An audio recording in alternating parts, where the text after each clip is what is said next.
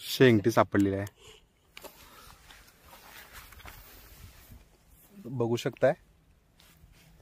दादा आपलं नाव कसं आहे? सैबली. मासा दाखवता. कोणत्या प्रकारचे मासे इथे भेटतात रे? चिलापी.